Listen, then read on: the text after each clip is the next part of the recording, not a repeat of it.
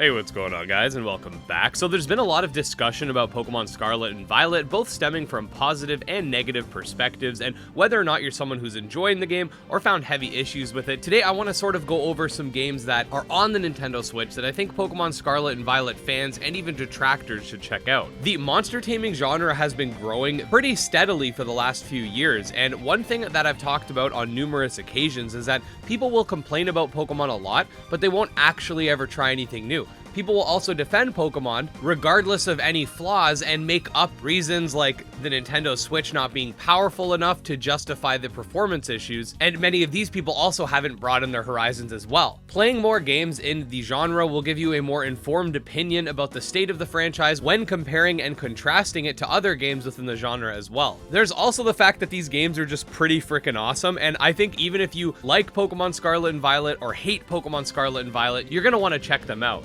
Anyways, today we're going to be going over 5 Nintendo Switch games total, and if you're a fan of my channel and have been for a while, you've likely heard of most of these games, but it's been a while since I've mentioned a few of them, and we do have a lot of new fans that have come to the channel this year, so there's also that. Anyways, make sure to sit back, relax, and let's talk.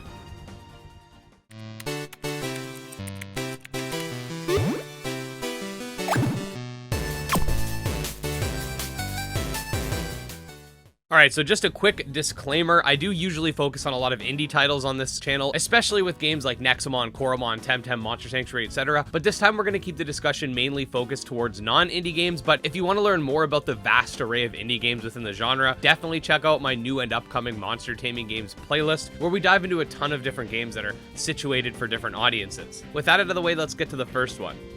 Alright, so Monster Hunter Stories 2 is a sequel to a spin-off title of the Monster Hunter series that, instead of focusing on slaying the monsters in real-time combat, is instead more focused on turn-based combat where you collect and battle alongside different monster partners, or monsties as they're referred to in-game. It does take place in the same world as the Monster Hunter games, however is more focused on a tribe of people whom spend their time riding and taming and taking care of their monsters rather than just hunting them down. The game's pretty cool. It's semi-open world in a similar vein to something like Pokemon Legends, where you have segmented open areas, and I do think a lot of elements from the game actually made its way into Pokemon, and as much as people like to call everything a Pokemon clone, Pokemon's been no stranger to taking inspirations from other games like Gen 1 versus Dragon Quest V or Gen 7 versus Yokai Watch. In this game, you have monster dens, which are randomly generated, and you can net new monsters, sometimes of different rarities from them. You have large open areas where monsters roam in the overworld. This was something present in the original 3DS version before Pokemon Sword and Shield actually came out, and likely acted as inspiration for the mechanic. The game also has some really cool features like the Rite of Channeling, which allows you to take abilities from one monster and put it onto another, allowing for a lot of customization. You also are able to customize your own player character and give them different weapons and fighting styles as well, and it just has some amazing animations and beautiful art. A lot of people, when comparing other games that run pretty well on Switch in comparison to Pokemon Scarlet and Violet, will usually use titles like Breath of the Wild or Dragon Quest XI, but I think Monster Hunter Stories 2 is a much more direct comparison, because while there's fewer monsters in the game, the graphics are a massive step up, and the animations and textures on the environment, and especially the monsters and human characters, dwarf that of the Pokemon series. This makes sense because the developers were given a lot more time to actually develop the game, and it really does show.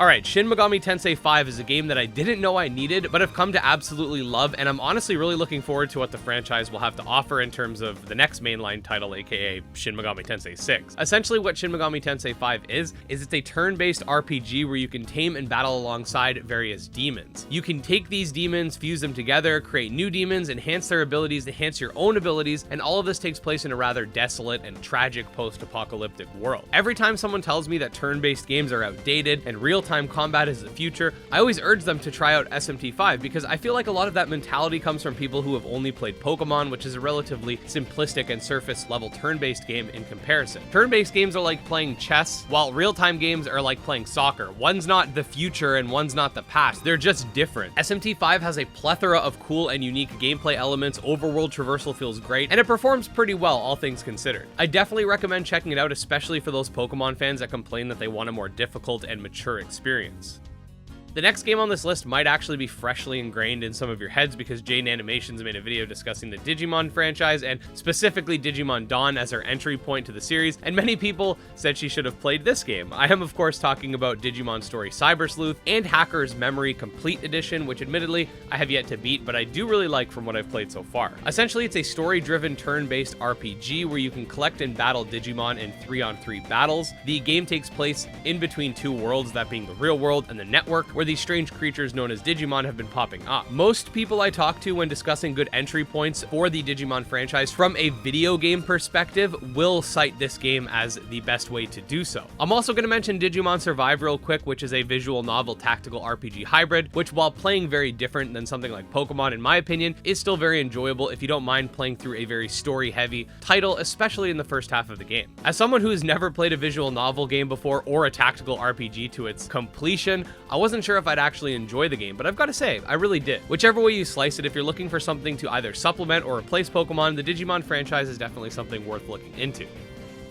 Okay, so this next game doesn't play at all like Pokemon and is mostly for those who wish that Pokemon featured more raising elements, like what we see in Pokemon Picnic, Camp, or Ami, or whatever. Just basically something that'll let you still battle, but focus more so on raising the creatures instead. I am, of course, talking about the recently released Ultra Kaiju Monster Rancher. Now, that being said, if you don't like mostly menu-based games that focus on raising and battling in semi-real-time combat, you probably won't like this game, but I do gotta say, I personally don't usually like raising games, but this is one of the few exceptions to it, as I feel the Monster Rancher franchise does a good job at balancing that sort of rush you get from engaging battles with the more relaxed trading and raising elements. If you're a fan of Digimon World games though, you'll probably love this. This iteration specifically lets you tame these giant kaiju beasts and essentially acts as the next main installment to the Monster Rancher franchise, but with an Ultraman skin. I didn't even know what Ultraman was before this game was announced, and I'm still heavily enjoying it, so it's not like you have to be a fan of the specific IP that they're crossing with in order to enjoy it. Anyways, long story short, the game is really good.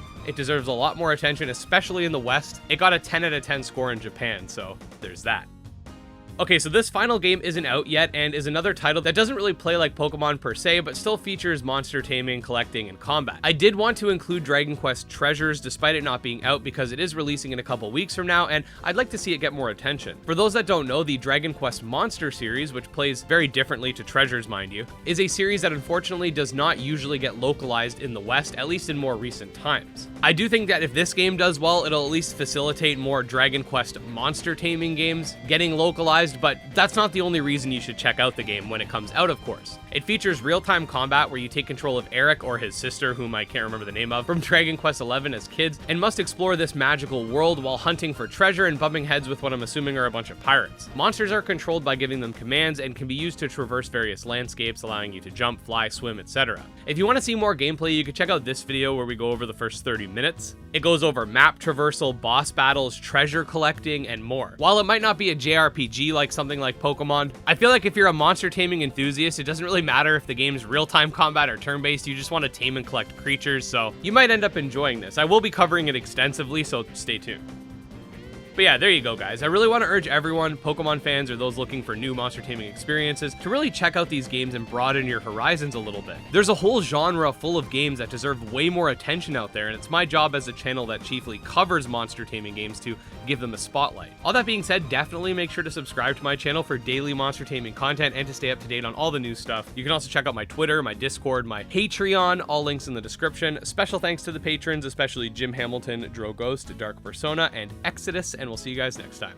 Peace.